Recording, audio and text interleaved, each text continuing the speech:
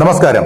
Indian മഹാസമുദ്രത്തിലെ സുരക്ഷാ സാഹചര്യങ്ങളും രാജ്യങ്ങൾ തമ്മിലുള്ള നയതന്ത്ര ബന്ധങ്ങളും വീണ്ടും ചർച്ചയാവുകയാണ്. അടുത്തിടെ ഇന്ത്യൻ മഹാസമുദ്രത്തിലുണ്ടായ ഇറാനിയൻ നാവിക കപ്പൽ IRIS ദേനയുടെ അപകടം വലിയ വാർത്തയായിരുന്നു. ഈ ദാരുണമായ സംഭവത്തിന് പിന്നാലെ ഇറാനിൽ നിന്നുള്ള മറ്റൊരു നാവിക കപ്പലായ IRIS ലാവൻ ഇപ്പോൾ കേരളത്തിലെ കൊച്ചി തുറമുഖത്ത് അടുത്തിരിക്കുകയാണ്.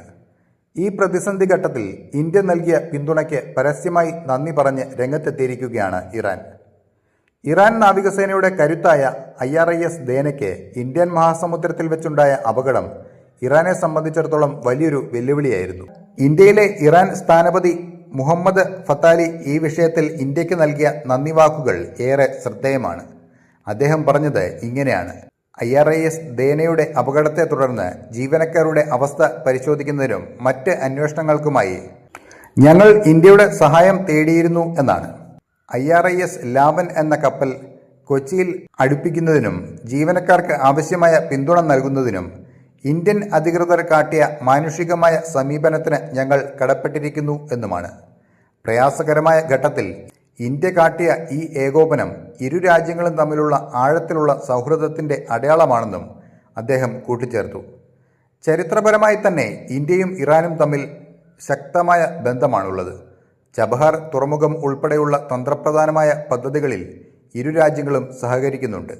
സമുദ്ര സുരക്ഷയുടെ കാര്യത്തിലും ഇന്ത്യൻ മഹാസമുദ്രത്തിലെ സമാധാനപരമായ നീക്കങ്ങളിലും ഇന്ത്യയുടെ പങ്കിനെ ഇറാൻ വിലമതിക്കുന്നുണ്ട്.